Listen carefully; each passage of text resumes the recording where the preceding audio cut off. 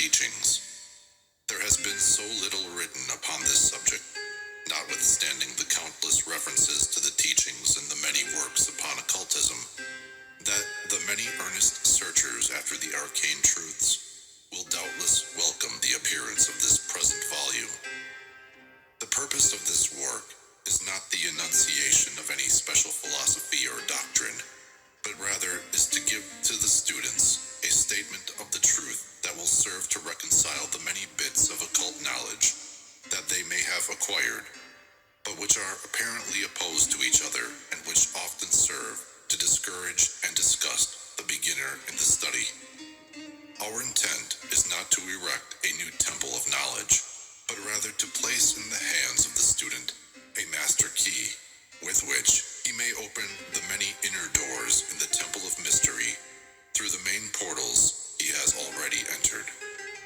There is no portion of the occult teachings possessed by the world which have been so closely guarded as the fragments of the Hermetic teachings, which have come down to us over the tens of centuries which have elapsed since the lifetime of its great founder, Hermes Trismegistus, the scribe of the gods, who dwelt in old Egypt in the days when the present race of men was in its infancy, contemporary with Abraham, and, if the legends be true, an instructor of that venerable sage Hermes was, and is, the great central sun of occultism, whose rays have served to illumine the countless teachings which have been promulgated since his time. All the fundamental and basic teachings embedded in the esoteric teachings of every race may be traced back to Hermes. Even the most ancient teachings of India undoubtedly have their roots in the original Hermetic teachings. From the land of the Ganges, many advanced occultists wandered to the land of Egypt and sat at the feet of the master. From him they obtained the master key, which explained and reconciled their divergent views, and thus the secret doctrine was firmly established.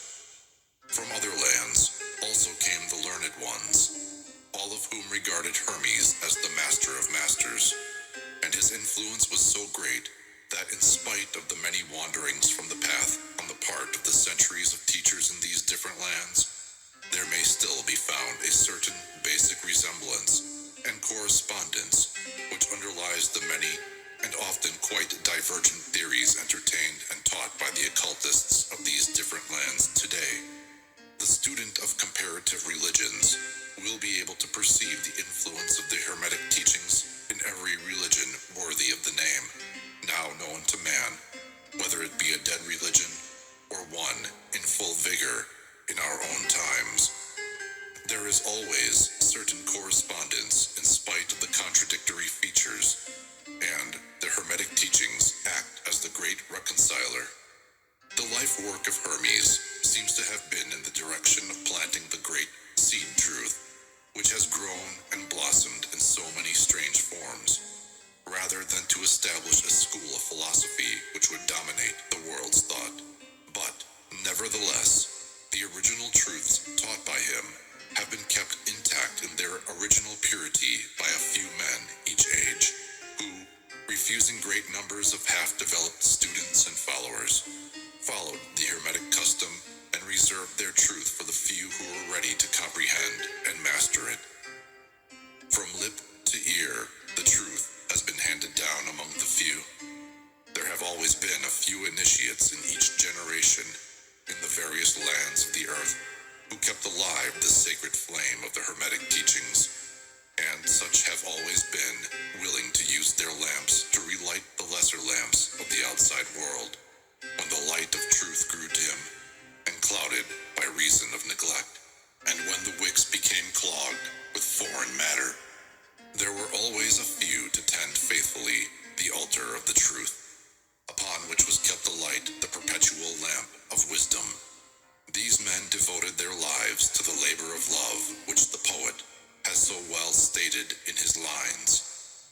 Oh, let not the flame die out, cherished age after age, in its dark cavern, in its holy temples cherished, fed by pure ministers of love.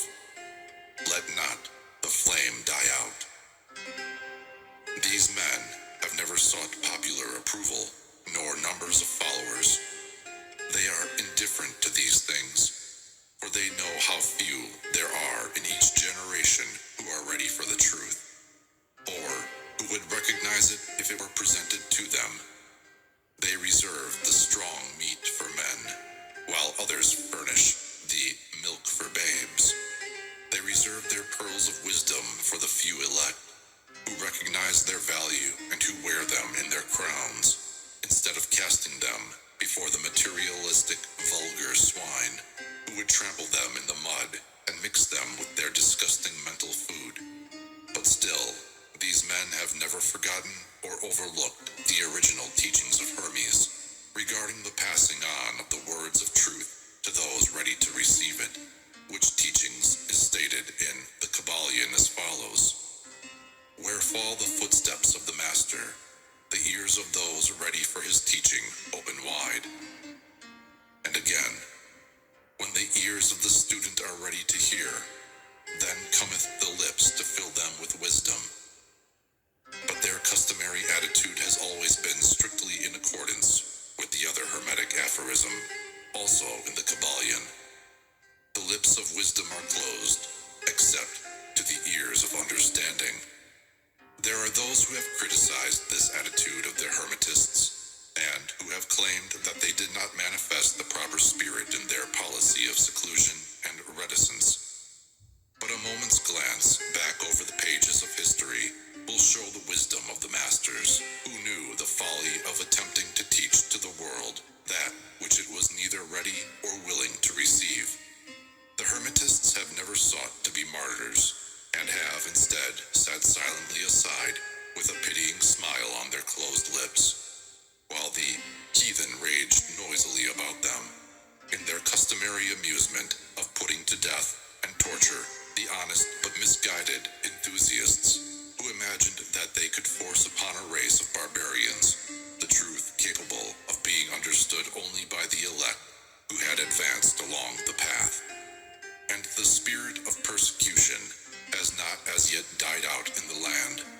There are certain Hermetic teachings which, if publicly promulgated, would bring down upon the teachers a great cry of scorn and revilement from the multitude, who would again raise the cry of, "Crucify, crucify."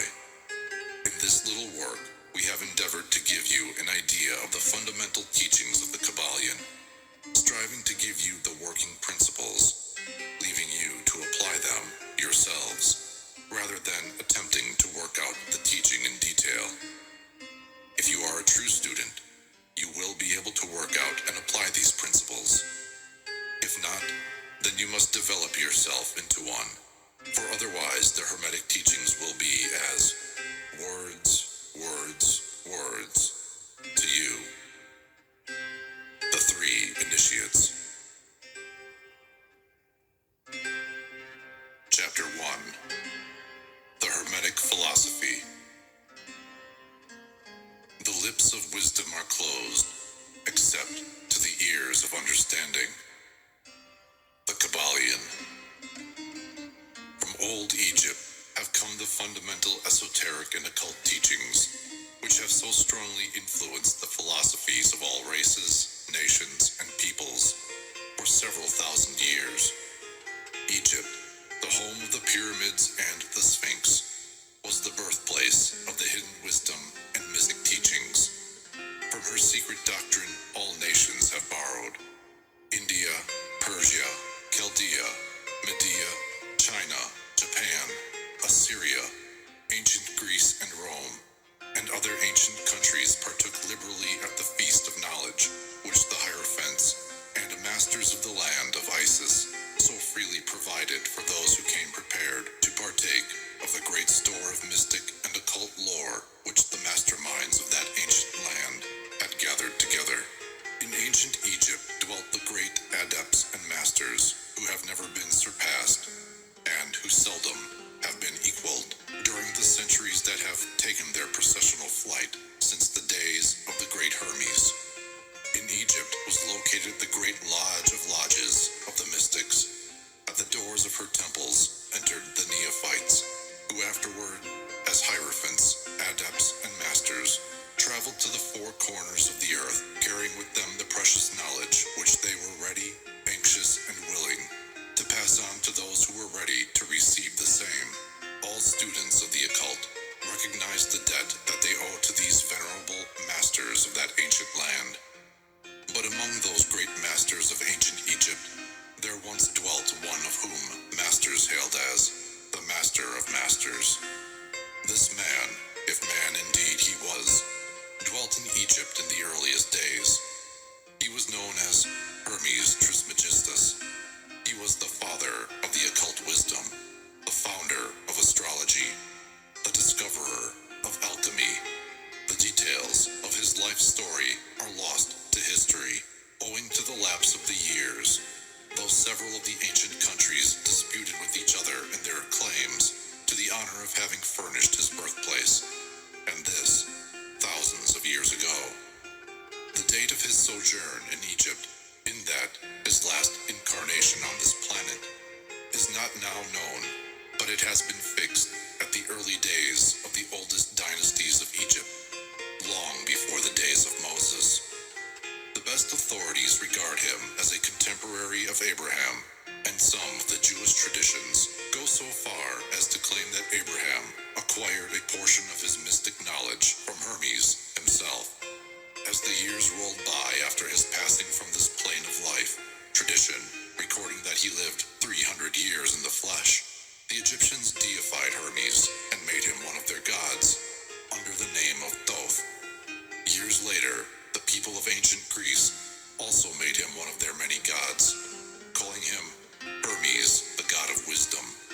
The Egyptians revered his memory for many centuries, yes, tens of centuries, calling him the scribe of the gods, and bestowing upon him distinctively his ancient title, Trismegistus, which means the thrice great, the great great, the greatest great, etc. In all the ancient lands, the name of Hermes Trismegistus was revered, the name being synonymous with the fount of wisdom. Even to this day, we use the term hermetic in the sense of secret, sealed so that nothing can escape, etc. And this by reason of the fact that the followers of Hermes always observed the principle of secrecy in their teachings. They did not believe in casting pearls before swine, but rather held to the teaching, milk for babes, meat for strong men, both of which maxims are familiar to readers of the Christian scriptures, but both of which had been used by the Egyptians for centuries before the Christian era. And this policy of careful dissemination of the truth has always characterized the Hermetics, even unto the present day. The Hermetic teachings are to be found in all lands, among all religions, but never identified with any particular country, nor with any particular religious sect. This is because of the warning of the ancient teachers against allowing the secret doctrine to become crystallized into a creed. The wisdom of this caution is apparent to all students of history. The ancient occultism of India and Persia degenerated and was largely lost, owing to the fact that the teachers became priests, and so mixed theology with the philosophy, the result being that the occultism of India and Persia has been gradually lost amidst the mass of religious superstition, cults, creeds, and gods. So it was with ancient Greece and Rome. So it was with the Hermetic teachings of the Gnostics and early Christians, which were lost at the time of Constantine, whose iron hand smothered philosophy with the blanket of theology, losing to the Christian church that which was its very essence and spirit, and causing it to grope throughout several centuries before it found the way back to its ancient faith. The indications apparent to all careful observers in this 20th century being that the church is now struggling to get back to its ancient mystic teachings. But there were always a few faithful souls who kept alive the flame, tending it carefully and not allowing its light to become extinguished. And thanks to these staunch hearts and fearless minds, we have the truth still with us. But it is not found in to student, from initiate to hierophant, from lip to ear. When it was written down at all, its meaning was veiled in terms of alchemy and astrology, so that only those possessing the key could read it aright. This was made necessary in order to avoid the persecutions of the theologians of the Middle Ages, who fought the secret doctrine with fire and sword, stake, gibbet, and cross. Even to this day, there will be found but few reliable books on the Hermetic philosophy, although there are countless references to it in many books written on various phases of occultism. And yet, the Hermetic philosophy is the only master key which will open all the doors of the occult teachings. In the early days, there was a compilation of certain basic Hermetic doctrines passed on from teacher to student, which was known as the Kabbalion. The exact significance and meaning of the term having been lost for centuries. This teaching, however, is known to many to whom it has descended, from mouth to ear, on throughout the centuries. Its precepts have never been written down or printed, so far as we know. It was merely a collection of maxims, axioms, and precepts, which were non-understandable to outsiders, but which were readily understood by students after the axioms, maxims, and precepts had been explained and exemplified by the Hermetic initiates to their neophytes. These teachings really constituted the basic principles of the art of Hermetic alchemy, which, contrary to the general belief, dealt in the mastery of mental forces rather than the material elements, the transmutation of one kind of mental vibrations into others, instead of the changing of one kind of metal into another. The legends of the Philosopher's Stone, which would turn base metal into gold, was an allegory relating to Hermetic philosophy, readily understood by all students of true Hermeticism.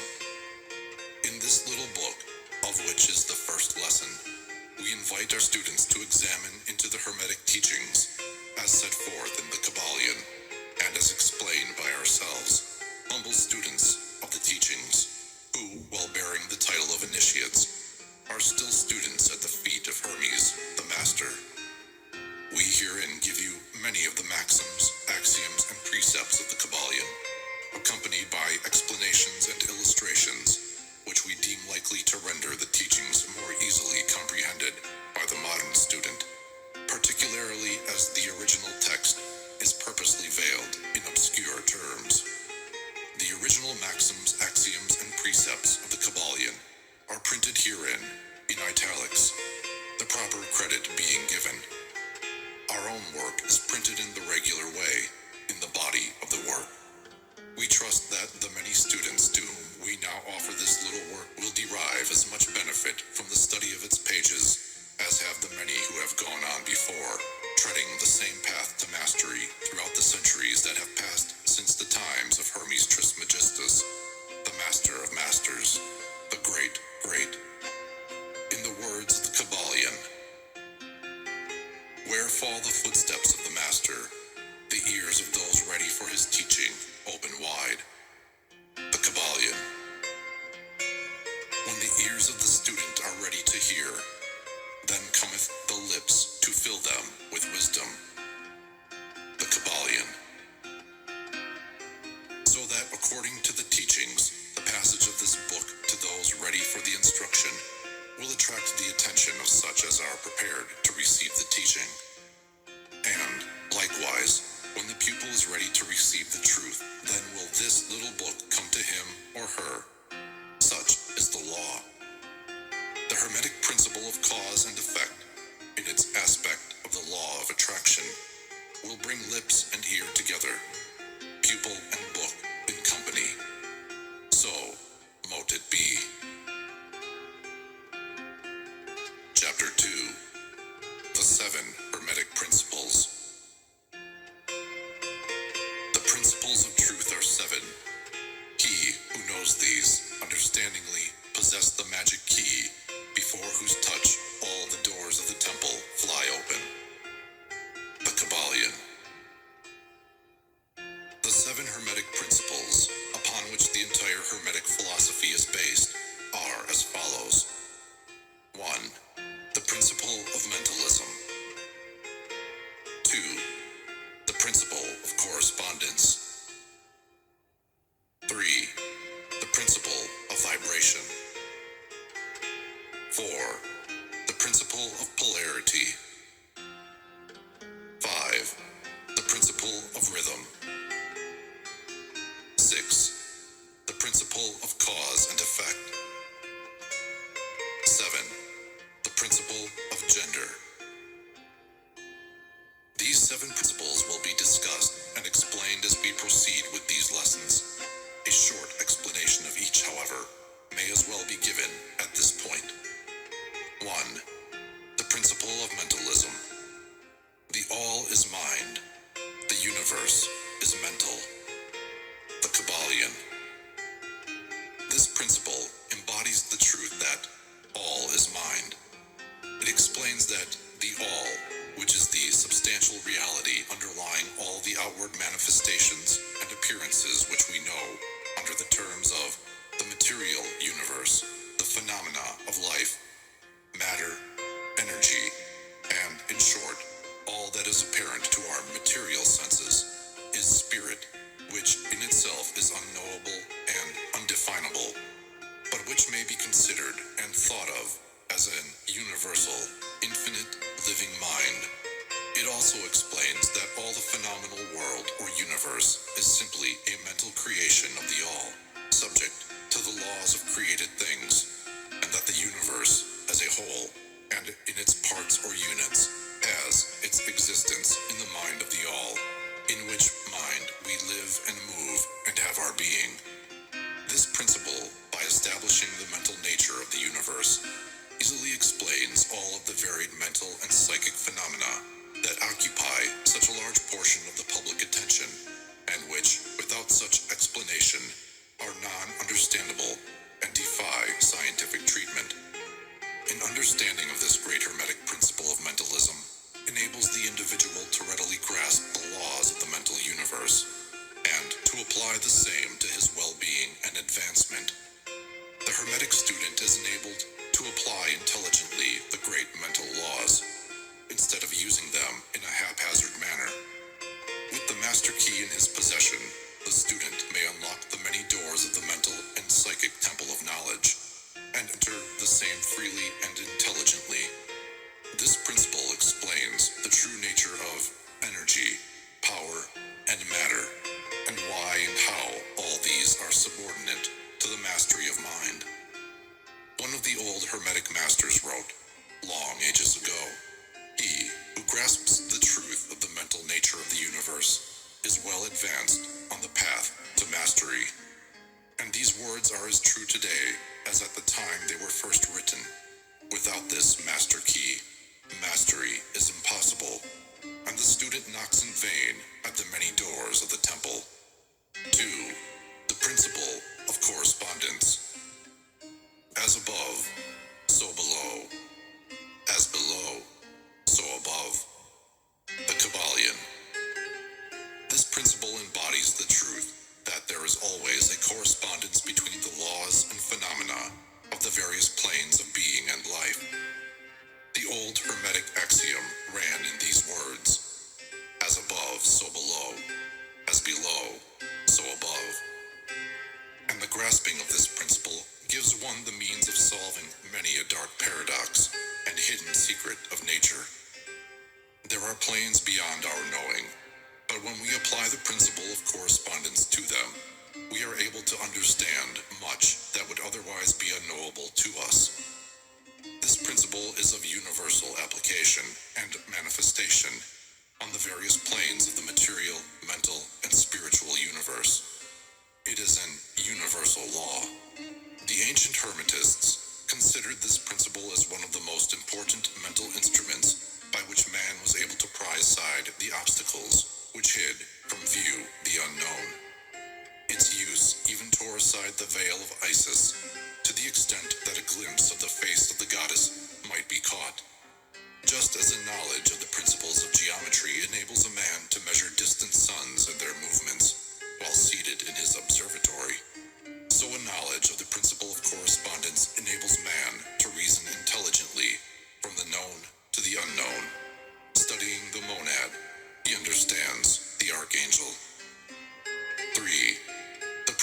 vibration. Nothing rests. Everything moves. Everything vibrates. The Kabbalion. This principle embodies the truth that everything is in motion. Everything vibrates. Nothing is at rest. Facts which modern science endorses and which each new scientific discovery tends to verify.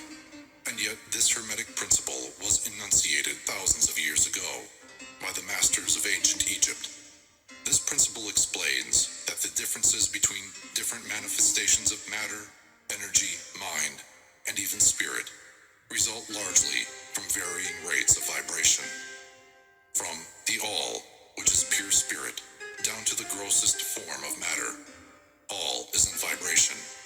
The higher the vibration, the higher the position in the scale.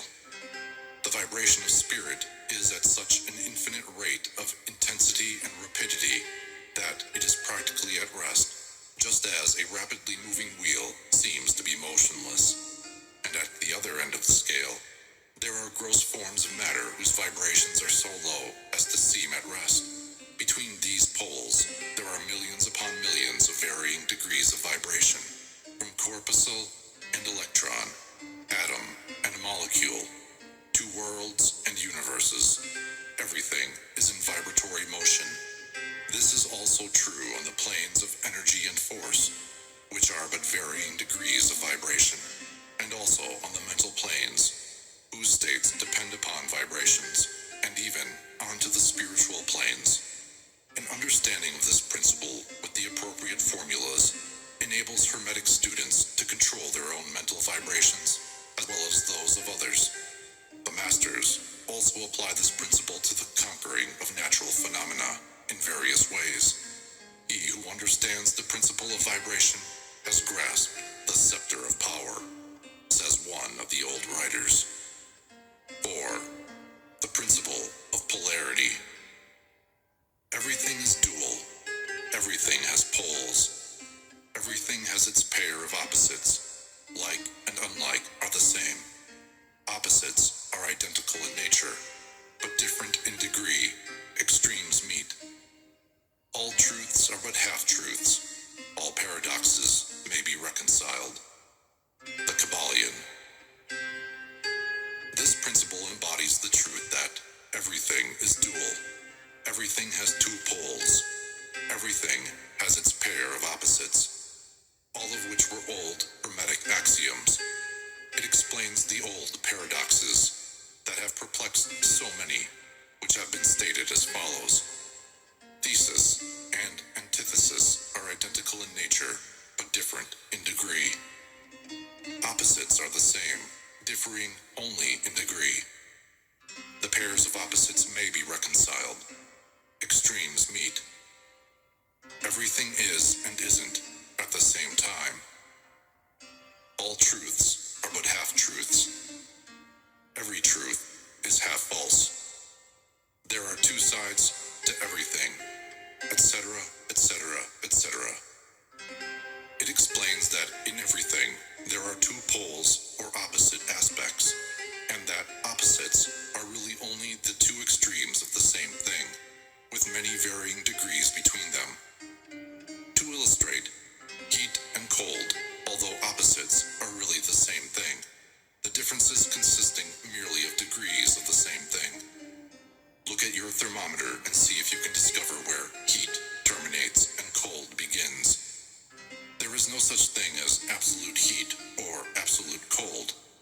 The two terms, heat and cold, simply indicate varying degrees of the same thing, and that same thing, which manifests as heat and cold, is merely a form, variety, and rate of vibration. So, heat and cold are simply the two poles of that which we call heat, and the phenomena attendant thereupon are manifestations of the principle of polarity. The same principle manifests in the case of light and darkness, which are the same thing. The difference consisting of varying degrees between the two poles of the phenomena. Where does darkness leave off and light begin? What is the difference between large and small, between hard and soft, between black and white, between quiet, between high and low, between positive and negative. The principle of polarity explains these paradoxes, and no other principle can supersede it. The same principle operates on the mental plane. Let us take a radical and extreme example, that of love and hate. Two mental states apparently totally different. And yet, there are degrees of hate and degrees of love, and a middle point in which we use the terms like or dislike, which shade into each other so gradually that sometimes we are at a loss to know whether we like or dislike, or neither. And all are simply degrees of the same thing, as you will see, if you will but think a moment. And more than this, and considered of more importance by the Hermetists, it is possible to change the vibrations of hate to the vibrations of love in one's own mind, and in the minds of others. Many of you who read these lines have had personal experiences of the involuntary rapid transition from love to hate, and the reverse, in your own case and that of others, and you will therefore realize the possibility of this being accomplished by the use of the will, by means of the Hermetic formulas. Good and evil are but the poles of the same thing, and the Hermetist understands the art of transmuting evil into good, by means of an application of the principle of polarity. In short, the art of polarization becomes a phase of mental alchemy, known and practiced by the ancient and modern Hermetic masters. An understanding of the principle will enable one to change his own polarity, as well as that of others, if he will devote the time and study necessary to master the art. 5. The principle of rhythm. Everything flows out and in. Everything has its tides. All things rise and fall. The pendulum swing manifests in everything. The measure of the swing to the right is the measure of the swing to the left. Rhythm compensates. The Kabbalion. This principle embodies the truth that in everything there is manifested a measured motion, to and fro, a flow and inflow, a swing backward and forward, a pendulum-like movement, a tide-like ebb and flow, a high tide and low tide. Between the two poles which exist in accordance with the principle of polarity described a moment ago, there is always an action and a reaction, an advance and a retreat, a rising and a sinking.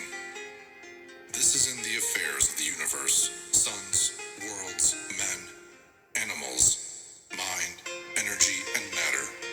This law is manifest in the creation and destruction of worlds, in the rise and fall of nations, in the life of all things, and finally, in the mental states of man. And it is with this latter that the Hermetists find the understanding of the principle most important. The Hermetists have grasped this principle, finding its universal application, and have also discovered certain means to overcome its effects in themselves by the use of the appropriate formulas and methods. They apply the mental law of neutralization. They cannot annul the principle or cause it to cease its operation, but they have learned how to escape its effects upon themselves to a certain degree, depending upon the mastery of the principle. They have learned how to use it instead of being used by it. In this and similar methods consists the art of the Hermetists. The master of Hermetics polarizes himself at the point at which he desires to rest, and then neutralizes the rhythmic swing of the pendulum, which would tend to carry him to the other pole. All individuals who have attained any degree of self-mastery do this to a certain degree, more or less unconsciously, but the master does this consciously, and by the use of his will, and attains a degree of poise and mental firmness, almost impossible of belief on the part of the masses, who are swung backward and forward like a pendulum. This principle and that of polarity have been closely studied by the Hermetists, and the methods of counteracting, neutralizing, and using them form an important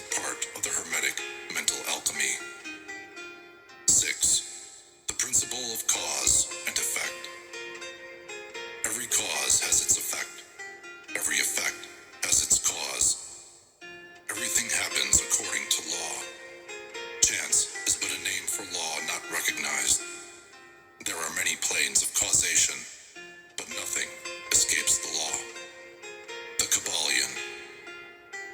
This principle embodies the fact that there is a cause for every effect, an effect from every cause.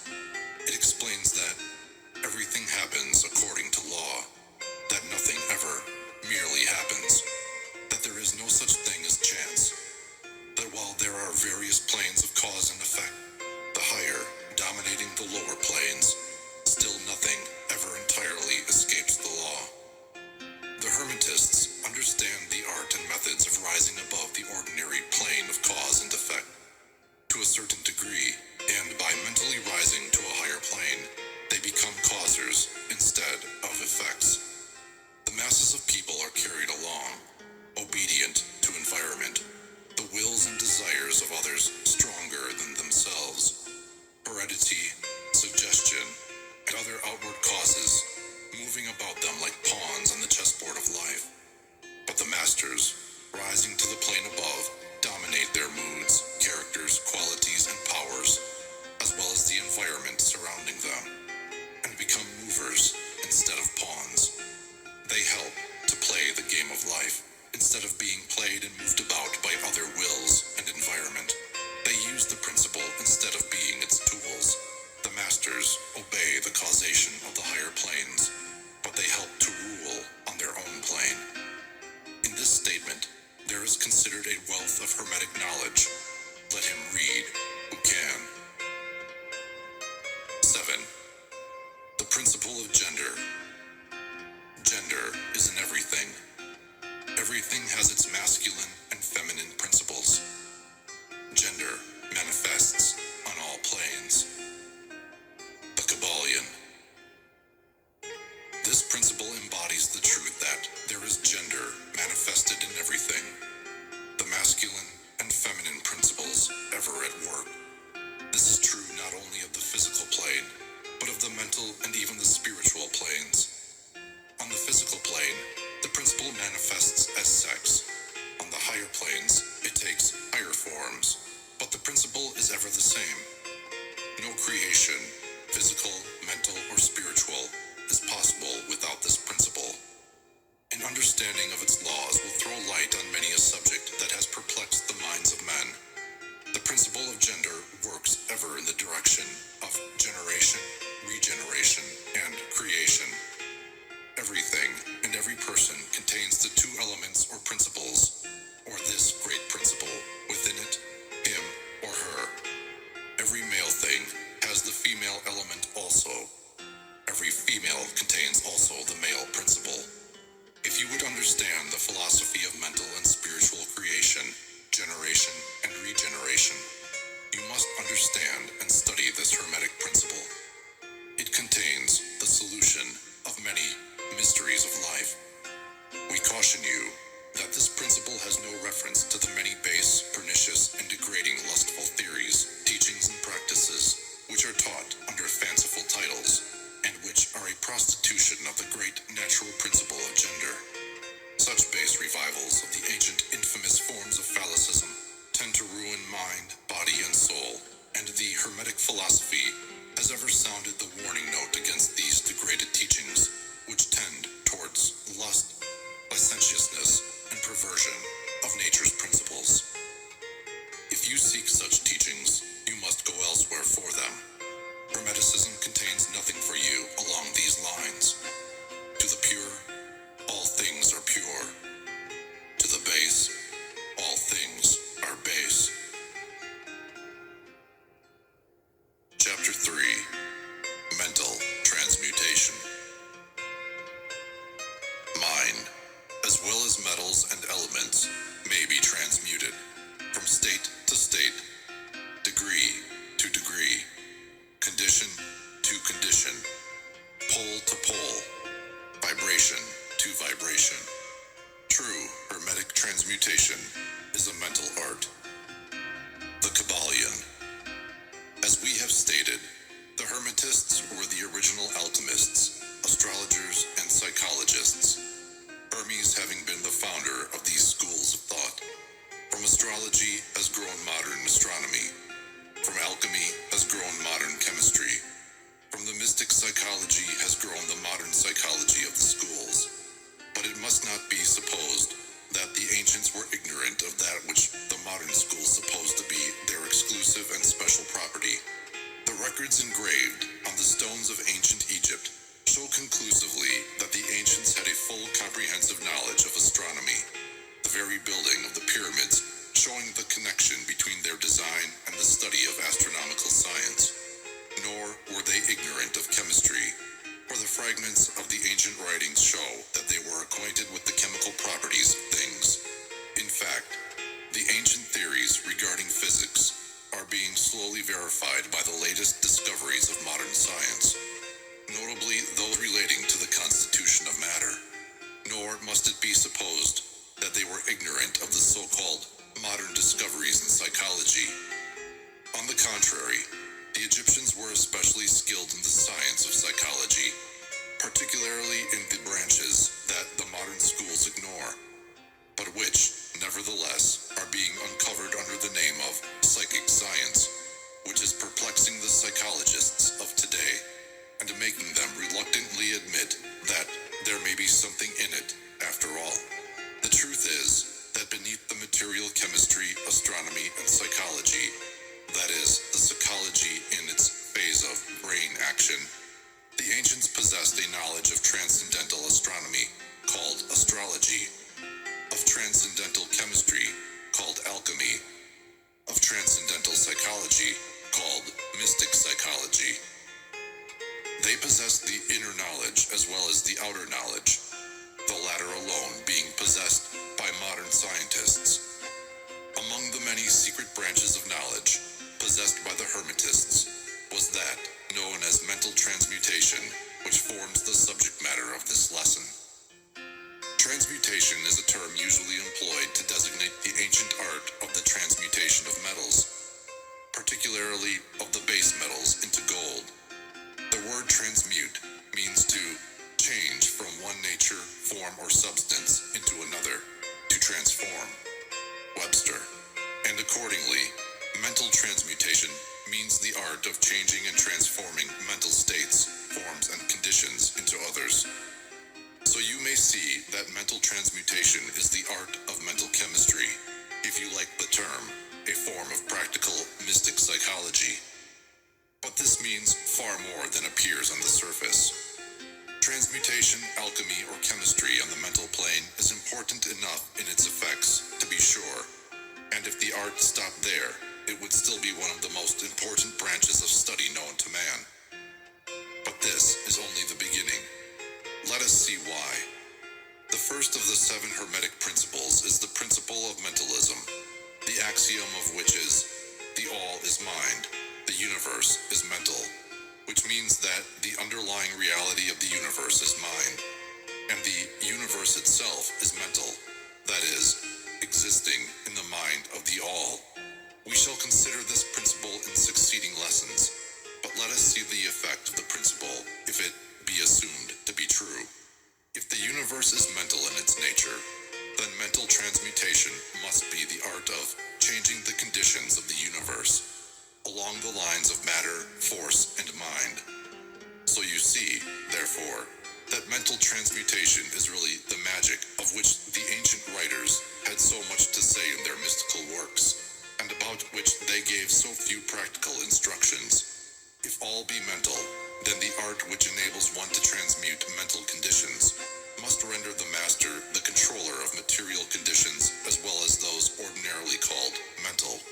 As a matter of fact, none but advanced mental alchemists have been able to attain the degree of power necessary to control the grosser physical conditions, such as the control of the elements of nature, the production or cessation of tempests, the production and cessation of earthquakes and other great physical phenomena. But that such men have existed, and do exist today, is a matter of earnest belief to all advanced occultists of all schools. That the masters exist, and have these powers, the best teachers assure their students, having had experiences which justify them in such belief and statements. These masters do not make public exhibitions of their powers, but seek seclusion from the crowds of men, in order to better their work along the path of attainment. We mention their existence at this point merely to call your attention to the fact that their power is entirely mental and operates along the lines of the higher mental transmutation under the Hermetic principle of mentalism. The universe is mental, the Kabbalion. But students and Hermetists of lesser degree than masters, the initiates and teachers, are able to freely work along the mental plane in mental transmutation. In fact, all that we call psychic phenomena, mental influence, mental science, new thought phenomena, etc., operates along the same general lines. For there is but one principle involved, no matter by what name the phenomena be called. The student and practitioner of mental transmutation works among the mental plane, transmuting mental conditions, states, etc. into others, according to various formulas, more or less efficacious. The various treatments, affirmations, denials, etc. of the schools of mental science are but formulas, often quite imperfect and unscientific, of the Hermetic art. The majority of modern practitioners are quite ignorant compared to the ancient masters, for they lack the fundamental knowledge upon which the work is based. Not only may the mental states, etc., of oneself be changed or transmuted by Hermetic methods, but also the states of others may be, and are, constantly transmuted in the same way, usually unconsciously, but often consciously by some understanding the laws and principles, in cases where the people affected are not informed of the principles of self-protection. And more than this, as many students and practitioners of modern mental science know, every material condition depending upon the minds of other people may be changed or transmuted in accordance with the earnest desire, will, and treatments of persons desiring changed conditions of life. The public are so generally informed regarding these things at present that we do not deem it necessary to mention the same at length, our purpose at this point being merely to show the Hermetic principle and art underlying all of these various forms of practice, good and evil, for the force can be used in opposite directions according to the Hermetic principles of polarity. In this little book, we shall state the basic principles of mental transmutation, that all who read may grasp the underlying principles, and thus possess the master key that will unlock the many doors of the principle of polarity.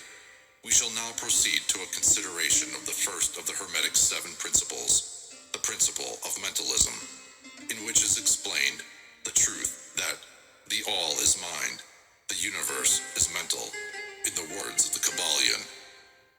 We ask the close attention and careful study of this great principle on the part of our students, for it is really the basic principle of the whole Hermetic philosophy and of the Hermetic art of mental transmutation. Chapter 4. The All. Under and back of the universe of time, space, and change is ever to be found the substantial reality, the fundamental truth, the Kabbalion. Substance means that which underlies all outward manifestations, the essence, the essential reality, the thing in itself, etc. Substantial means actually existing, being the essential element, being real, etc. Reality means the state of being real, true, enduring, valid, fixed, permanent, actual, etc. Under and behind all outward appearances or manifestations, there must always be a substantial reality. This is the law. Man, considering the universe, of which he is a unit, sees nothing but change in matter, forces, and mental states. He sees that nothing really is, but that everything is becoming and changing. Nothing stands still. Everything is being born, growing, dying. The very instant a thing reaches its height, it begins to decline. The law of rhythm is in constant operation. There is no reality, enduring quality, fixity, or substantiality in anything. Nothing is permanent but change. He sees resolving into other things, constant action and reaction, inflow and outflow, building up and tearing down, creation and destruction, birth, growth, and death. Nothing endures but change. And if he be a thinking man, he realizes that all of these changing things must be but outward appearances or manifestations of some underlying power, some substantial reality. All thinkers in all lands and in all times have assumed the necessity for postulating the existence of this substantial reality. All philosophies worthy of the name have been based upon this thought. Men have given to this substantial reality many names. Some have called it by the name of deity under many titles.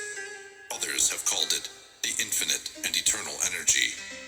Others have tried to call it matter, but all have acknowledged its existence. It is self-evident. It needs no argument. In these lessons, we have followed the example of some of the world's greatest thinkers, both ancient and modern, the Hermetic masters, and have called this underlying power, this substantial reality, by the Hermetic name of the All, which term we consider the most comprehensive of the many terms applied by man to that which transcends names and terms. We accept and teach the view of the great Hermetic thinkers of all times, as well as of those illumined souls who have reached higher planes of being, both of whom assert that the inner nature of the All is unknowable. This must be so, for naught, by the All itself, can comprehend its own nature and being. The Hermetists believe and teach that the All, in itself, is and must ever be unknowable. They regard all the theories, guesses, and speculations of the theologians and metaphysicians regarding the inner nature of the All as but the childish efforts of mortal minds to grasp the secret of the infinite. Such efforts have always failed and will always fail, from the very nature of the task. One pursuing such inquiries travels around and around in the labyrinth of thought until he is lost to all sane reasoning, action, or conduct, and is utterly unfitted for the work of life. He is like the squirrel which frantically runs around and around the circling treadmill wheel of his cage, traveling ever and yet reaching nowhere. At the end, a prisoner still, and standing just where he started. And still more presumptuous are those who attempt to ascribe to the All the personality, qualities, properties, characteristics, and attributes of themselves, ascribing to the All the human emotions, feelings, and characteristics, even down to the pettiest qualities of mankind, such as jealousy, susceptibility to flattery and praise, desire for offerings and worship, and all the other survivals from the days of the childhood of the race.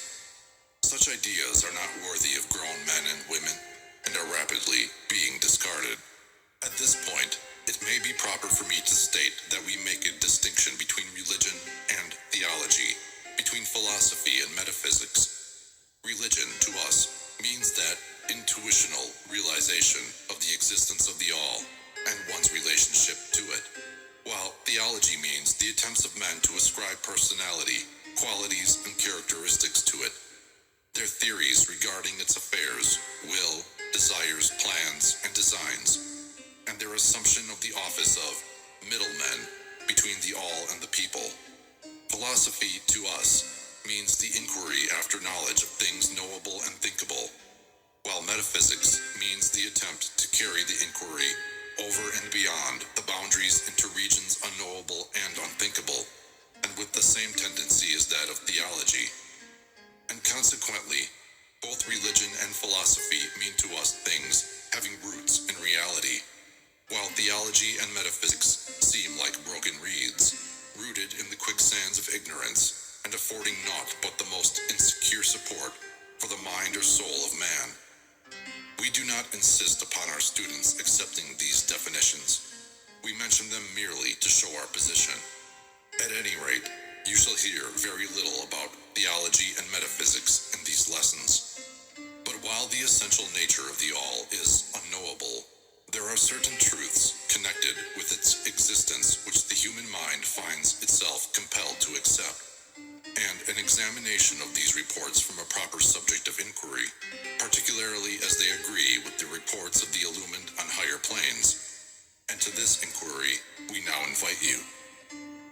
That which is the fundamental truth, the substantial reality, is beyond true naming, but the wise men call it the All, the Kabbalion. In its essence, the All is unknowable, the Kabbalion. But the report of reason must be hospitably received and treated with respect, the Kabbalion. The human reason, whose reports we must accept so long as we think at all, informs us as following regarding the All, and that without attempting to remove the veil of the unknowable. 1. The All must be all that really is. There can be nothing existing outside of the All, else the All would not be the All. 2. The All must be infinite, for there is nothing else to define, confine, bound, limit, or restrict the All. It must be infinite in time, or eternal. It must have always continuously existed, for there is nothing else to have ever created it, and something can never evolve from nothing. And if it had ever not been, even for a moment, it would not be now. It must continuously exist forever, for there is nothing to destroy it, and it can never not be, even for a moment, because something can never become nothing. It must be infinite in space. It must be everywhere, for there is no place outside of the All. It cannot be otherwise than continuous in space, without break, cessation, separation, or interruption, for there is nothing to break, separate, or interrupt its continuity, and nothing with which to fill in the gaps. It must be infinite in power, or absolute, for there is nothing to limit, restrict, restrain, confine, disturb, or condition it. It is subject to no other power, for there is no other power. 3. The All must be immutable, or not subject to change in its real nature, for there is nothing to work changes upon it, nothing into which it could change, nor from which it could have changed. It cannot be added to, nor subtracted from, increased nor diminished, nor become greater or lesser in any respect whatsoever. It must have always been, and must always remain, just what it is now. The All. There has never been, is not now, and never will be, anything else into which it can change. The All, being infinite, absolute, eternal, and unchangeable, it must follow that anything finite, changeable, fleeting, and conditioned cannot be the All. And as there is nothing outside of the All, in reality, then any and all such finite things must be as nothing in reality. Now, do not become befogged nor frightened. We are not trying to lead you into the Christian Science field under cover of Hermetic philosophy. There is a reconciliation of this apparently contradictory state of affairs. Be patient. We will reach it in time. We see around us that which is called matter, which foundations for all forms. Is the All merely matter? Not at all. Matter cannot manifest life or mind, and as life and mind are manifested in the universe, the All cannot be matter, for nothing rises higher than its own source. Nothing is ever manifested in an effect that is not in the cause. Nothing is evolved as a consequent that is not involved as an antecedent. And then, modern science informs us that there is really no such thing as matter, that what we call matter is merely interrupted energy or force.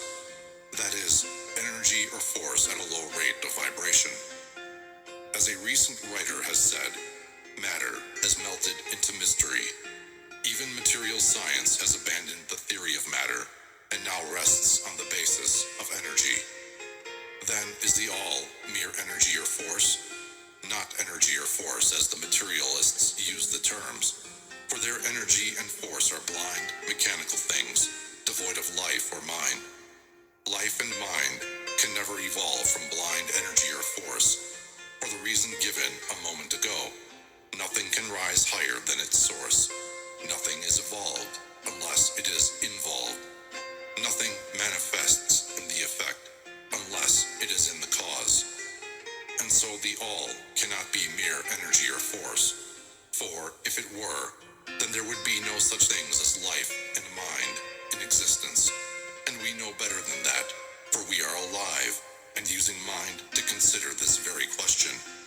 And so are those who claim that energy or force is everything. What is there then, higher than matter or energy, that we know to be existent in the universe? Life and mind. Life and mind in all their varying degrees of unfoldment. Then, you ask, do you mean to tell us that the all is life and mind? Yes and no is our answer. If you mean life and mind, as we poor petty mortals know them, we say no. The all is not that. But what kind of life and mind do you mean, you ask? The answer is living mind, as far above that which mortals know by those words, as life and mind are higher than mechanical forces, or matter. Infinite living mind as compared to finite life and mind. We mean that which the illumined souls mean when they reverently pronounce the word spirit. The all is infinite living mind. The illumined call it spirit. Chapter 5. The Mental Universe. The universe is mental, held in the mind of the all. The Kabbalion. The all is spirit. But what is spirit? This question cannot be answered, for the reason that its definition is practically that of the all, which cannot be explained or defined. Spirit is simply a name that men give to the highest conception of infinite living mind. It means the real essence. It means living mind, as much superior to life and mind as we know them, as the latter are superior to mechanical energy and matter. Spirit transcends our understanding, and we use the term merely that we may think or speak of the all. For the purposes of thought and understanding, we are justified in thinking of spirit as infinite living mind, at the same time acknowledging that we cannot fully understand it. We must either do this or stop thinking of the matter at all. Let us now proceed to a consideration of the nature of the universe, as a whole and in its parts. What is the universe? We have seen that there can be nothing outside of the all. Then is the universe the all? No, this cannot be, because the universe seems to be made up of many, and is constantly changing, and in other ways it does not measure up to the ideas that we are compelled to accept regarding the all, as stated in our last lesson. Then if the universe be not the all, then it must be nothing. Such is the inevitable conclusion of the mind at first thought, but this will not satisfy the question, for we are sensible of the existence of the universe. Then if the universe is neither the all nor nothing, what can it be? Let us examine this question. If the universe exists at all, or seems to exist, it must proceed in some way from the all. It must be a creation of the all. But as something can never come from nothing, from what could the all have created it? Some philosophers have answered this question by saying that the all created the universe from itself. That is, from the being and substance of the all. But this will not do, for the all cannot be subtracted from, nor divided, as we have seen. And then again, if this be so, would not each particle in the universe be aware of its being the all? The all could not lose its knowledge of itself, nor actually become an atom, or blind force, or lowly living thing. Some men, indeed, realizing that the all is indeed all, and also recognizing that they, the men, existed, have jumped to the conclusion that they and the all were identical, and they have filled the air with shouts of, "I am God," to the amusement of the multitude and the sorrow of sages. The claim of the corpuscle that "I am man" would be modest in comparison. But what indeed is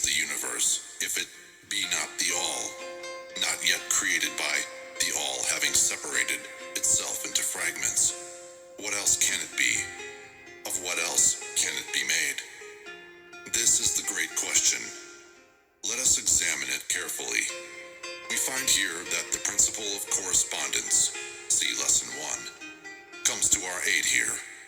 The old Hermetic axiom, as above, so below, may be pressed into service at this point.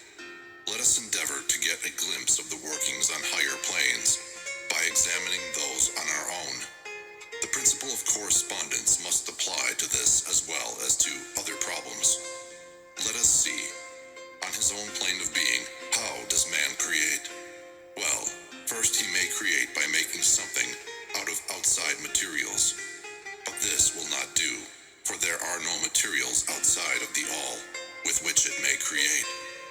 Well, then secondly, man procreates or reproduces his kind by the process of begetting, which is self-multiplication, accomplished by transferring a portion of his substance to his offspring.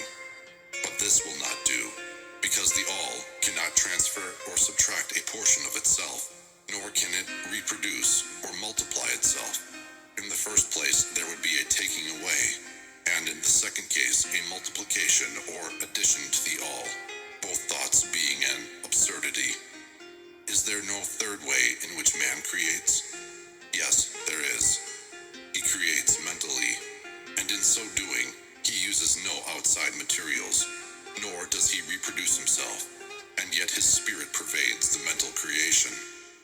Following the principle of correspondence, we are justified in considering that the all creates the universe mentally, in a manner akin to the process whereby man creates mental images.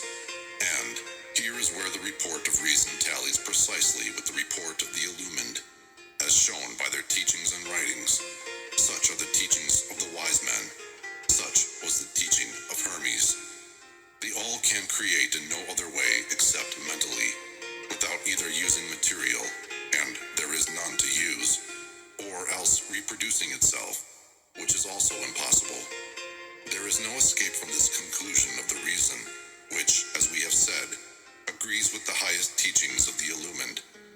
Just as you, student, may create a universe of your own in your mentality, so does the all create universes in its own mentality.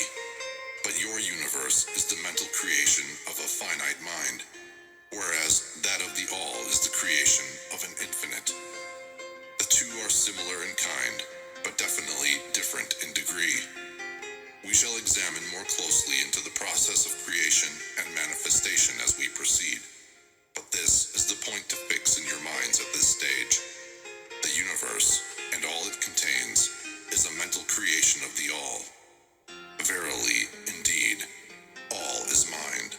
The all creates, in its infinite mind, countless universes, which exist for aeons of time. And yet, to the all, the creation, development, decline, and death of a million universes is as the time of the twinkling of an eye.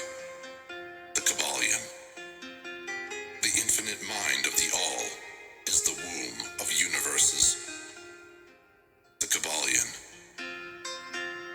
The principle of gender, see Lesson 1 and other lessons to follow, is manifested on all planes of life, material, mental, and spiritual. But, as we have said before, gender does not mean sex. Sex is merely a material manifestation of gender. Gender means relating to generation or creation, and whenever anything is generated or created, on any plane, the principle of gender must be manifested, and this is true even in the creation of universes. Now, do not jump to the conclusion that we are teaching that there is a male and female God or creator. That idea is merely a distortion of the ancient teachings on the subject. The true teaching is that the all in itself is above gender, as it is above every other law, including those of time and space. It is the law from which the laws proceed, and it is not subject to them. But when the all manifests on the plane of generation or creation, then it acts according to law and principle, for it is moving on a lower plane of being, and consequently, it manifests the principle of gender in its masculine and feminine aspects, on the mental plane, of course. This idea may seem startling to some of you who hear it for the first time, but you have all really passively accepted it in your everyday conceptions. You speak of the fatherhood of God and the motherhood of nature, of God, the divine Father, and nature, the universal mother, and have thus instinctively acknowledged the principle of gender in the universe. Is this not so? But the Hermetic teaching does not imply a real duality. The all is one. The two aspects are merely aspects of manifestation. The teaching is that the masculine principle manifested by the all stands, in a way, apart from the actual mental creation of the universe.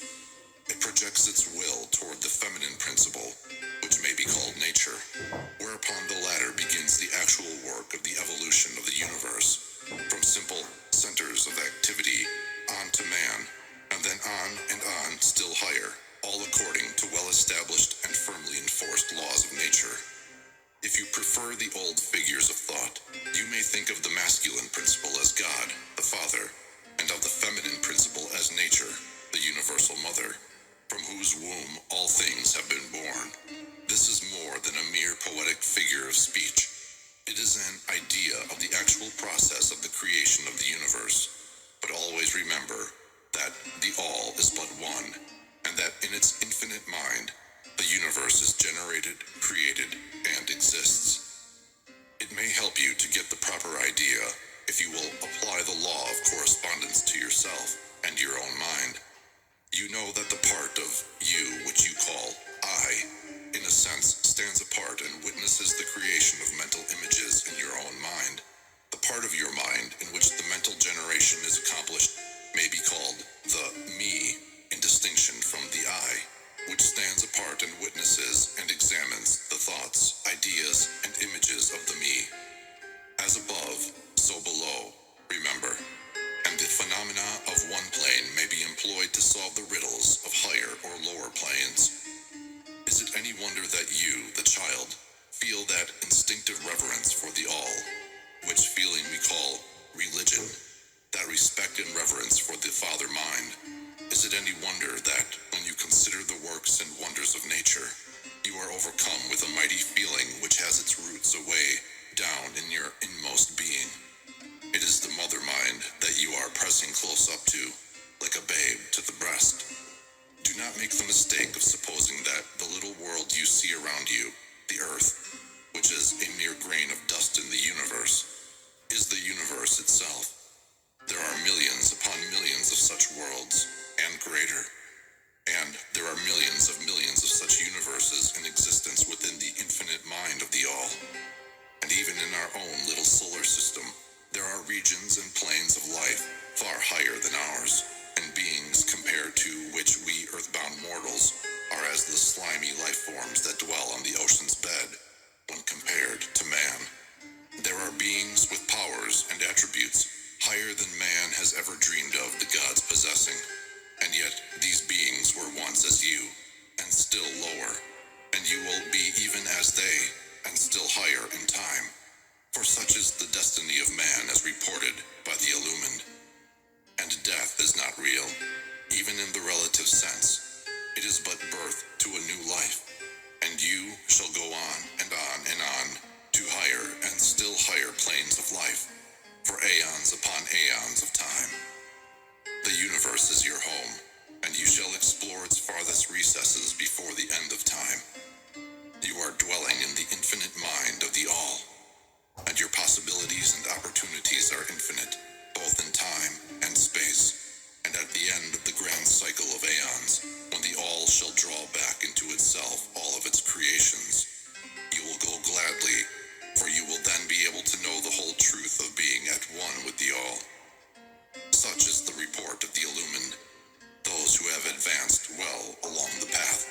And, in the meantime, rest calm and serene. You are safe and protected by the infinite power of the Father-Mother mind. Within the Father-Mother mind, mortal children are at home. The Kabbalion. There is not one who is fatherless nor motherless in the universe.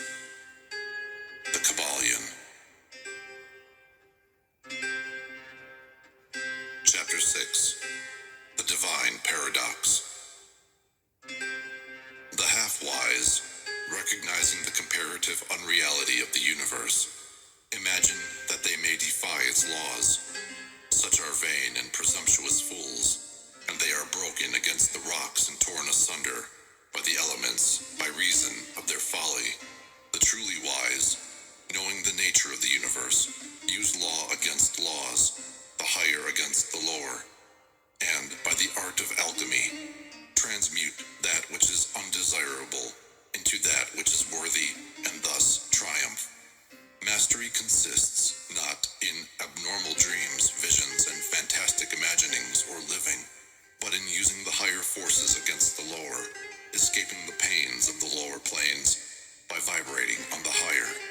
Transmutation, not presumptuous denial, is the weapon of the master. The Kabbalion. This is the paradox of the universe, resulting from the principle of polarity, which manifests when the all begins to create. Hearken to it, for it points the difference between half-wisdom and wisdom, while to the infinite all, the universe, its laws, its powers, its life, its phenomena, are as things witnessed in the state of meditation or dream. Yet to all that is finite, the universe must be treated as real, and life and action and thought must be based thereupon accordingly, although with an ever-understanding of the higher truth, each according to its own plane and laws. Were the all to imagine that the universe were indeed reality, then woe to the universe, for there would be no escape from lower to higher. Divineward, then, would the universe become a fixity and progress would become impossible. And if man, owing to half-wisdom, acts and lives and thinks of the universe as merely a dream, akin to his own finite dreams, then indeed does it so become for him, and like a sleepwalker, he stumbles ever around and around in a circle, making no progress and being forced into an awakening at last by his falling, bruised and bleeding over the natural laws which he ignored. Keep your mind ever on the star, but let your eyes watch over your footsteps, lest you fall into the mire by reason of your upward gaze. Remember the divine paradox, that while the universe is not, still it is. Remember ever the two poles of truth, the absolute and the relative. Beware of half-truths. What Hermetists know as the law of paradox is an aspect of the principle of polarity. The Hermetic writings are filled with references to the appearance of the paradox in the consideration of the problems of life and being. The teachers are constantly warning their students against the error of omitting the other side of any question, and their warnings are particularly directed to the problems of the absolute and the relative, which perplex all students of philosophy, and which cause so many to think and act contrary to what is generally known as common sense. And we caution all students to be sure to grasp the divine paradox of the absolute and relative, lest they become entangled in the mire of the half-truth. With this in view, this particular lesson has been written. Read it carefully. The first thought that comes to the thinking man after he realizes the truth that the universe is a mental creation of the all is that the universe and all that it contains is a mere illusion and unreality, against which idea his instincts revolt. But this, like all other great truths, must be considered both from the absolute and the relative points of view. From the absolute viewpoint, of course, the universe is in the nature of an illusion, a dream, a phantasmagoria, as compared to the all in itself. We recognize this even in our ordinary view, for we speak of the world as a fleeting show that comes and goes, is born and dies. For the element of impermanence and change, finiteness and unsubstantiality, must ever be connected with the idea of a created universe when it is contrasted with the idea of the all, no matter what may be our beliefs concerning the nature of both. Philosopher, metaphysician, scientist, and theologian all agree upon this idea, and the thought is found in all forms of philosophical thought and religious conceptions, as well as in the theories of the respective schools of metaphysics and theology. So, the Hermetic teaching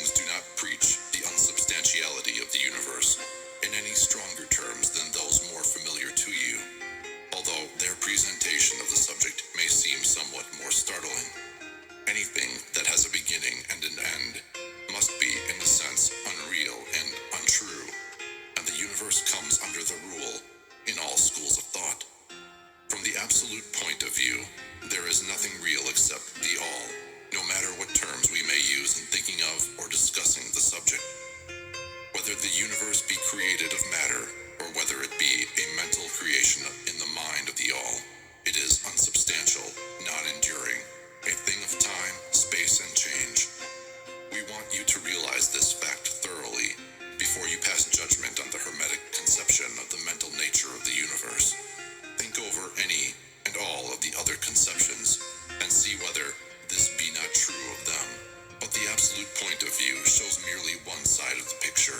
The other side is the relative one. Absolute truth has been defined as things as the mind of God knows them, while relative truth is things as the highest reason of man understands them. And so, while to the all the universe must be unreal and illusionary, a mere dream or result of meditation, nevertheless, to the finite minds forming a part of that universe and viewing it through mortal faculties, the universe is very real indeed, and must be so considered. In recognizing the absolute view, we must not make the mistake of ignoring or denying the facts and phenomena of the universe as they present themselves to our mortal faculties. We are not the all, remember. To take familiar illustrations, we all recognize the fact that matter exists to our senses. We will fare badly if we do not. And yet, even our finite minds understand the scientific dictum that there is no such thing as matter from a scientific point of view. That which we call matter is held to be merely an aggregation of atoms, which atoms themselves are merely a grouping of units of force called electrons or ions, vibrating and in constant circular motion. We kick a stone and we feel the impact. It seems to be real, notwithstanding that we know it to be merely what we have stated above. But remember that our foot, which feels the impact by means of our brains, is likewise matter, constituted of electrons, and for that matter, so are our brains. And, at the best, if it were not by reason of our mind, we would not know the foot or stone at all. Then again, the ideal of the artist or sculptor, which he is endeavoring to reproduce in stone or on canvas, seems very real to him. So do the characters in the mind of the author or dramatist, which he seeks to express so that others may recognize them. And if this be true in the case of our finite minds, what must be the degree of reality in the mental images created in the mind of the infinite? Oh friends, this universe of mentality is very real indeed. It is the only one we can ever know, though we rise from plane to plane, higher and higher in it. To know it otherwise, but actual experience, we must be the all itself. It is true that the higher we rise in the scale, the nearer to the mind of the Father we reach, the more apparent becomes the illusory nature of finite things, but not until the all finally withdraws us into itself does the vision actually vanish. So, we need not dwell upon the feature of illusion. Rather, let us, recognizing the real nature of the universe, seek to understand its mental laws and endeavor to use them to the best effect in our upward progress through life as we travel from plane to plane of being. The laws of the universe are nonetheless iron laws because of the mental nature. All except the all are bound by them. What is in the infinite mind of the all is real, in a degree second only to that reality itself, which is vested in the nature of the all. So, do not feel insecure or afraid. We are all held firmly in the finite mind of the all, and there is naught to hurt us, or for us to fear. There is no power outside of the all to affect us, so we may rest calm and secure. There is a world of comfort and security in this realization when once attained. Then calm and peaceful do we sleep, rocked in the cradle of the deep, resting safely on the bosom of the ocean of infinite mind, which is the all. In the all, indeed, do we live and move and have our being. Matter matter is nonetheless matter to us, while we dwell on the plane of matter, although we know it to be merely an aggregation of electrons or particles of force vibrating rapidly and gyrating around each other in the formations of atoms, the atoms in turn vibrating and gyrating, forming molecules, which latter in turn form larger masses of matter.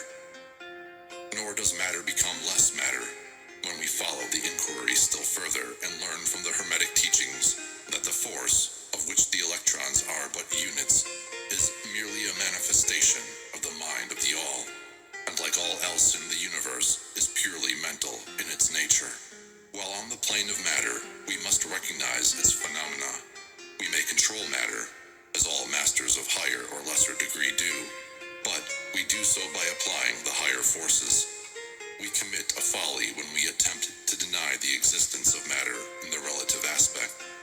We may deny its mastery over us, and rightly so, but we should not attempt to ignore it in its relative aspect, at least so long as we dwell upon its plane.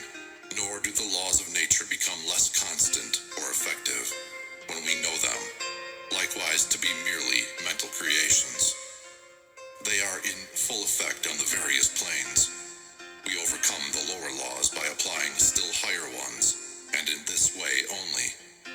But we cannot escape law or rise above it entirely. Nothing but the all can escape law, and that because the all is law itself, from which all laws emerge. The most advanced masters may acquire the powers usually attributed to the gods of men, and there are countless ranks of being in the great hierarchy of life, whose being and power transcends even that of the highest masters among men to a degree unthinkable by mortals. But even the highest master and the highest being must bow to the law and be as nothing in the eye of the all, so that if even these highest beings, whose powers exceed even those attributed by men to their gods, even if these are bound by and are subservient to law, then imagine the presumption of mortal men of our race and grade, when he dares to consider the laws of nature as unreal, visionary, and illusory, because he happens to be able to grasp the truth that the laws are mental in nature and simply mental creations of the all. Those laws which the all intends to be governing laws are not to be defied or argued away. So long as the universe endures, will they endure.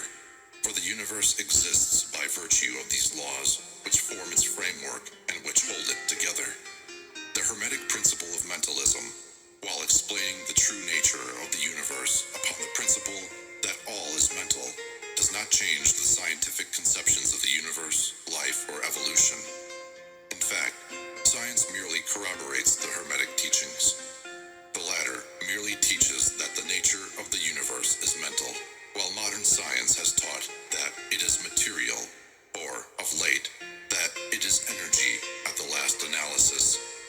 The Hermetic teachings have no fault to find with Herbert Spencer's basic principle, which postulates the existence of an infinite and eternal energy from which all things proceed. In fact, the Hermetics recognize in Spencer's philosophy the highest outside statement of the workings of the natural laws that have ever been promulgated, and they believe Spencer to have been a reincarnation of an ancient philosopher who dwelt in ancient Egypt thousands of years ago, and who later incarnated as Heraclitus, the Grecian philosopher who lived BC 500, and they regard his statement of the infinite and eternal energy as directly in the line of the Hermetic teachings, always with the addition of their own doctrine that his energy is the energy of the mind of the all. With the master key of the Hermetic philosophy, the student of Spencer will be able to unlock many doors of the inner philosophical conceptions of the great English philosopher, whose work shows the results of the preparation of his previous incarnations. His teachings regarding evolution and rhythm are in almost perfect agreement with the Hermetic teachings regarding the principle of rhythm. So, the student of Hermetics need not lay aside any of his cherished scientific views regarding the universe. All he is asked to do is grasp the underlying principle of the all is mind, the universe is mental, held in the mind of the all. 6 of the 7 principles will fit into his scientific knowledge, and will serve to bring out obscure points and to throw light in dark corners. This is not to be wondered at when we realize the influence of the Hermetic thought of the early philosophers of Greece, upon whose foundations of thought the theories of modern science largely rest. The acceptance of the first Hermetic principle, mentalism, is the only great point of difference between modern science and Hermetic students, and science is gradually moving toward the Hermetic position in its groping in the dark for a way out of the labyrinth into which it has wandered in its search for reality. The purpose of this lesson is to impress upon the minds of our students the fact that, to all intents and purposes, the universe and its laws and its phenomena are just as real, so far as man is concerned, as they would be under the hypotheses of materialism or energism. Under any hypothesis, the universe in its outer aspect is changing, ever-flowing and transitory, and therefore devoid of substantiality and reality. But, note the other pole of the truth. Under the same hypothesis, we are compelled to act and live as if the fleeting things were real and substantial, with this difference, always, between the various hypotheses, that under the old views, mental power was ignored as a natural force, while under mentalism, it becomes the greatest natural force, and this one difference revolutionizes life to those who understand the principle and its resulting laws and practice. So, finally, students all, grasp the advantage of mentalism, and learn to know, use, and apply the laws resulting therefrom. But do not yield to the temptation which, as the Kabbalion states, overcomes the half-wise, and which causes them to be hypnotized by the apparent unreality of things. The consequence being that they wander about like dream people, dwelling in a world of dreams, ignoring the practical work and life of man, the end being that they are broken against the rocks and torn asunder by the elements, by reason of their folly. Rather, follow the example of the wise, which the same authority states, use law against laws, the higher against the lower, and by the art of alchemy transmute that which is undesirable into that which is worthy, and thus triumph. Following the authority, let us avoid the half-wisdom, which is folly, which ignores the truth that mastery consists not in abnormal dreams, vision, and fantastic imaginings or living, but in using the higher forces against the lower, escaping the pains of the lower planes by vibrating on the higher. Remember always, student, that transmutation, not presumptuous denial, is the weapon of the master. The above quotations are from the Kabbalion and are worthy of being committed to memory by the student. We do not live in a world of dreams, but in an universe which, while relative, is real so far as our lives and actions are concerned. Our business in the universe is not to deny its existence, but to live, using the laws to rise from lower to higher, living on, doing the best that we can under the circumstances arising each day, and living, so far as possible, to our biggest ideas and ideals. The true meaning of life is not known to men on this plane, if indeed to any, but the highest authorities and our own intuitions teach us that we will make no mistake in living up to the best that is in us, so far as is possible, and realizing the universal tendency in the same direction, in spite of apparent evidence to the contrary. We are all on the path, and the road leads ever upward, with frequent resting places. Read the message of the Kabbalion, and follow the example of the wise, avoiding the mistake of the half-wise, who perish by reason of their folly. Chapter 7. The All in All. While all is in the all, it is equally true that the all is in all. To him who truly understands this truth hath come great knowledge. The Kabbalion. How often have the majority of people heard repeated the statement that their deity, called by many names, was all in all, and how little by these carelessly uttered words. The commonly used expression is the survival of the ancient Hermetic maxim, quoted above. As the Kabbalion says, "To him who truly understands this truth, hath come great knowledge." And, this being so, let us seek this truth, the understanding of which means so much. In this statement of truth, this Hermetic maxim, is concealed one of the greatest philosophical, scientific, and religious truths. We have given you the Hermetic teaching regarding the mental nature of the universe, the truth that the universe is mental, held in the mind of the All. As the Kabbalion says, in the passage quoted above, all is in the All. But note also the correlated statement that it is equally true that the All is in all. This apparently contradictory statement is reconcilable under the law of paradox. It is, moreover, an exact Hermetic statement of the relations existing between the All and its mental universe. We have seen how all is in the All. Now let us examine the other aspect of the subject. The Hermetic teachings are to the effect that the All is immanent in, remaining within, inherent, abiding within, its universe, and in every part, particle, unit, or combination within the universe. This statement is usually illustrated by the teachers by a reference to the principle of correspondence.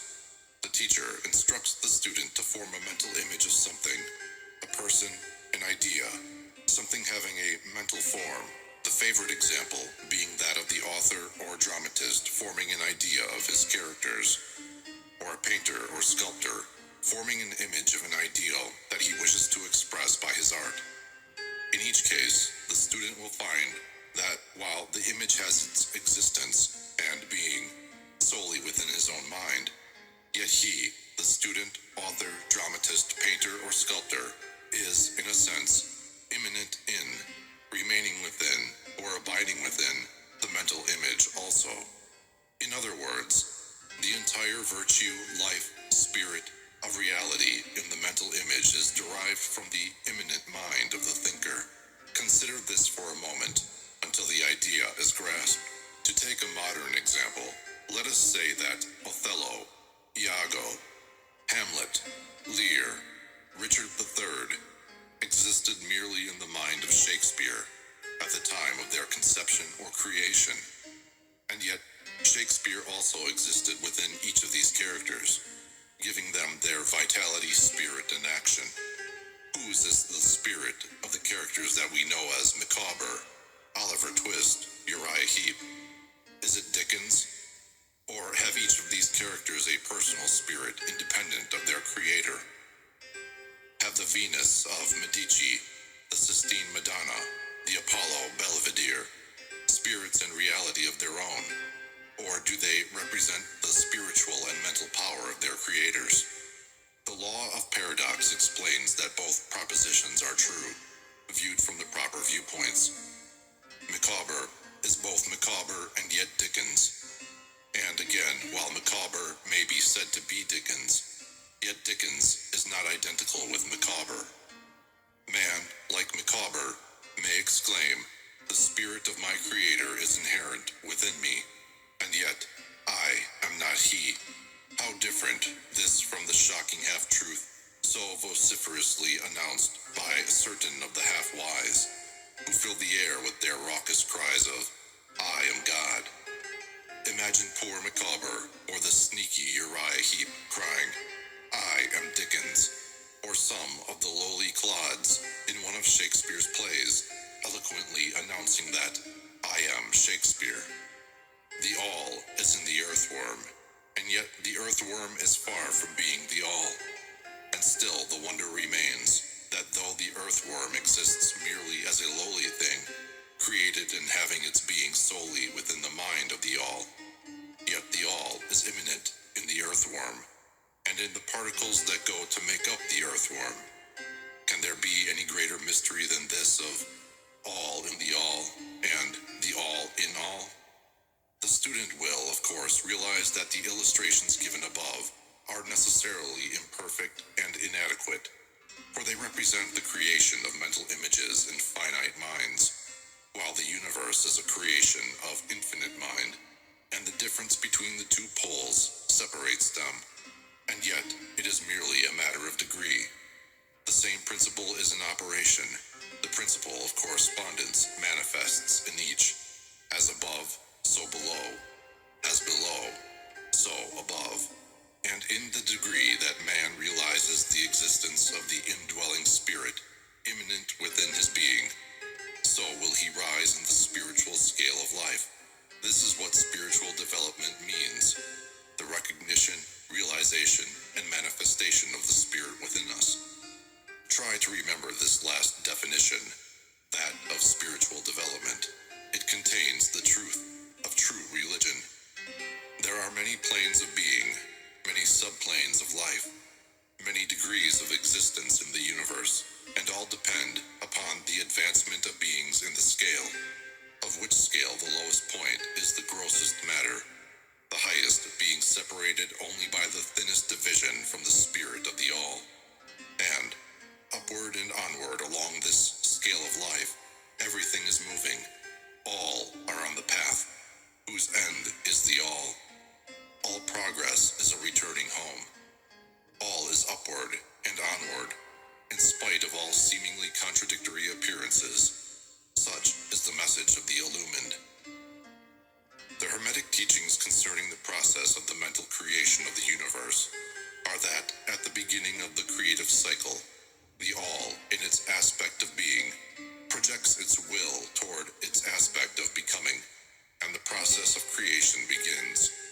It is taught that the process consists of the lowering of vibration until a very low degree of vibratory energy is reached, at which point the grossest possible form of matter is manifested. This process is called the stage of involution, in which the all becomes involved or wrapped up in its creation. This process is believed by the Hermetists to have a correspondence to the mental process of an artist, writer, or inventor, who becomes so wrapped up in his mental creation as to almost forget his own existence, and who, for the time being, almost lives in his creation. If instead of wrapped, we use the word wrapped, perhaps we will give a better idea of what is meant. This involuntary stage of creation is sometimes called the outpouring of the divine energy, just as the evolutionary state is called the indrawing. The extreme pole of the creative process is considered to be the furthest removed from the all, while the beginning of the evolutionary stage is regarded as the beginning of the return swing of the pendulum of rhythm, a coming home idea being held in all of the Hermetic teachings. The teachings are that during the outpouring, the vibrations become lower and lower until finally the urge ceases and the return swing begins. But there is this difference, that while in the outpouring, the creative forces manifest compactly and as a whole, yet from the beginning of the evolutionary or indrawing stage, there is manifested the law of individualization. That is, the tendency to separate into units of force, so that finally, that which left the all as unindividualized energy returns to its source as countless, highly developed units of life, having risen higher and higher in the scale by means of physical, mental, and spiritual evolution.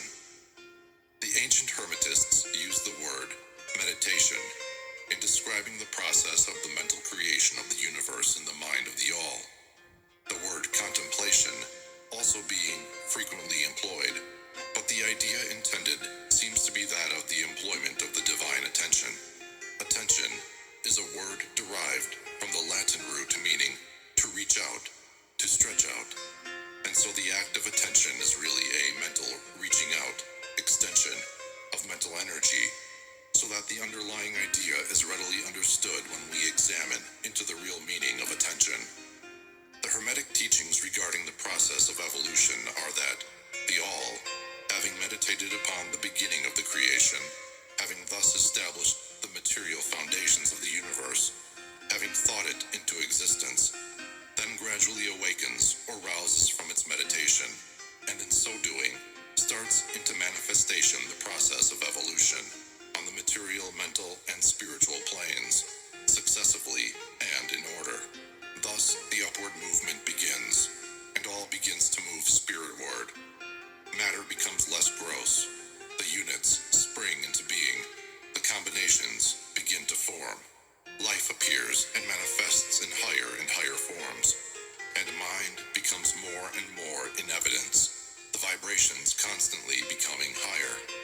In short, the entire process of evolution, in all of its phases, begins and proceeds according to the established laws of the indrawing process.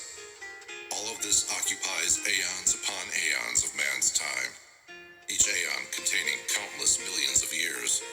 But yet, the illumined inform us that the entire creation, including involution and evolution of an universe, is but as the twinkle of the eye to the all. At the end of countless cycles of aeons of time, the all withdraws its attention, its contemplation and meditation of the universe. For the great work is finished, and all is withdrawn into the all, from which it emerged.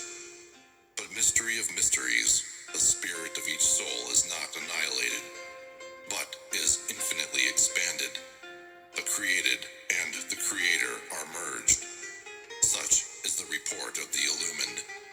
The above illustration of the meditation and subsequent awakening from meditation of the all is of course but an attempt of the teachers to describe the infinite process by a finite example. And yet, as below, so above. The difference is merely in degree, and just as the all arouses itself from the meditation upon the universe, so does man, in time, cease from manifesting upon the material plane, and withdraws himself more and more into the indwelling spirit, which is indeed the divine ego. There is one more matter of which we desire to speak in this lesson, and that comes very near to an invasion of the metaphysical field of speculation, although our purpose is merely to show the futility of such speculation. We allude to the question which inevitably comes to the mind of all thinkers who have ventured to seek the truth. The question is, why does the all create universes?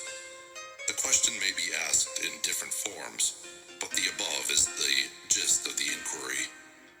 Men have striven hard to answer this question, but still there is no answer worthy of the name. Some have imagined that the all had something to gain by it, but this is absurd. For what could the all gain that it did not already possess? Others have sought the answer in the idea that the all wished something to love, and others that it created for pleasure, or amusement, or because it was lonely, or to manifest its power. All puerile explanations and ideas belonging to the childish period of thought. Others have sought to explain the mystery by assuming that the all found itself compelled to create, by reason of its own internal nature, its creative instinct. This idea is in advance of the others, but its weak point lies in the idea of the all being compelled by anything, internal or external. If its internal nature or creative instinct compelled it to do anything, then the internal nature or creative instinct would be the absolute instead of the all, and so accordingly, that part of the proposition falls. And yet, the all does create and manifest and seems to find some kind of satisfaction in so doing, and it is difficult to escape the conclusion that in some infinite degree, it must have what would correspond to an inner nature or creative instinct in man with correspondingly infinite desire and will. It could not act unless it willed to act, and it would not will to act unless it desired to act, and it would not desire to act unless it obtained some satisfaction thereby. And all of these things would belong to an inner nature, and might be postulated as existing according to the law of correspondence. But, still, we prefer to think of the all as acting entirely free from any influence, internal as well as external. That is the problem which lies at the root of difficulty, and the difficulty that lies at the root of the problem. Strictly speaking, there cannot be said to be any reason whatsoever for the all to act, for a reason implies a cause, and the all is above cause and effect, except when it wills to become a cause, at which time the principle is set into motion. So, you see, the matter is unthinkable, just as the all is unknowable. Just as we say the all merely is, so we are compelled to say that the all acts because it acts. At the last, the all is all reason in itself, all law in itself, all action in itself. And it may be said truthfully that the all is its own reason, its own law, its own act, or still further that the all, its reason, its act, its law, are one, all being names for the same thing. In the opinion of those who are giving you these present lessons, the answer is locked up in the inner self of the all, along with its secret of being. The law of correspondence, in our opinion, reaches only to that aspect of the all, which may be spoken of as the aspect of becoming. Back of that aspect is the aspect of being, in which all laws are lost in law, all principles merge into principle, and the all, principle and being, are identical, one and the same. Therefore, metaphysical speculation on this point is futile. We go into the matter here merely to show that we recognize the question and also the absurdity of the ordinary answers of metaphysics and theology.